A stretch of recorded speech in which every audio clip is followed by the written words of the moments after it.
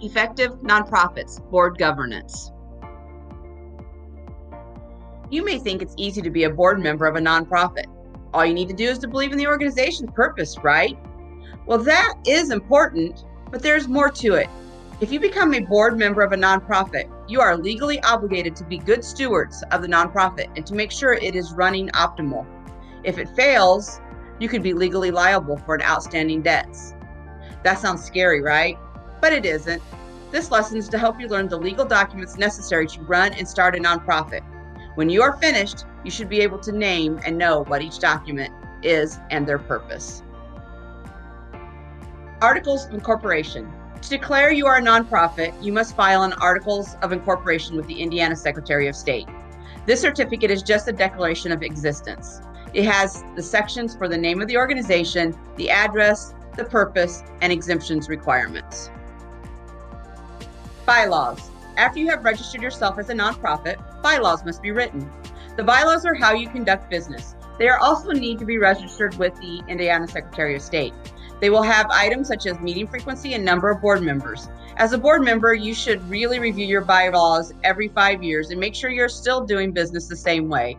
If not, you can change what you are doing or amend your bylaws. The amended bylaws need to be sent to the Indiana Secretary of State also. Form 1023. After you have your Articles of Incorporation and bylaws signed and returned back to your organization, you must file a Form 1023 with the IRS. This is to make you a tax-exempt organization, and therefore you do not have to pay taxes. This form is how you make your case to be a tax-exempt nonprofit. A letter of determination. The letter of determination is the IRS letter that says that they have accepted your argument as being a tax-exempt organization. That letter should be kept in a secure place. It should have physical copies and also be scanned. It's hard to get through the red tape from the IRS to get another one. Form 990. This is the tax form that the tax-exempt organization must file with the IRS each year. Even though you don't pay taxes, the IRS still wants to see what you're doing with the funds you receive. The form looks at where you spend your money and who you receive it from to make sure your work is still charitable.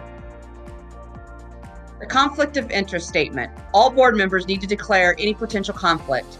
This statement keeps board members impartial and loyal to their organization. It also helps to prevent self-dealing from the board. This statement is required on the Form 990 from the IRS. If a board member has a conflict, they should refrain from voting. Budget. A budget is needed each year to help keep income and expenses on track.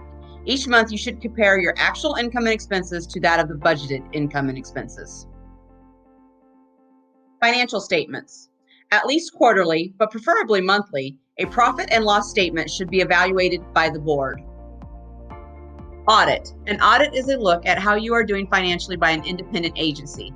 This helps make sure the board is seeing an accurate financial picture and helps discover any fraudulent activity. Mission statement. All organizations need a concise statement that describes what their organization does. That statement should be reviewed periodically to make sure the organization's mission is the same or that there hasn't been mission drift. You have now learned the basic documents that need to be in place for your nonprofit. By knowing what they are and their purpose, you can have a better understanding of the nonprofit you will be overseeing. Obviously, this list is not conclusive. These are just the minimum documents that will keep your nonprofit legal and sustainable. Now, with this knowledge, go and do some good in your community.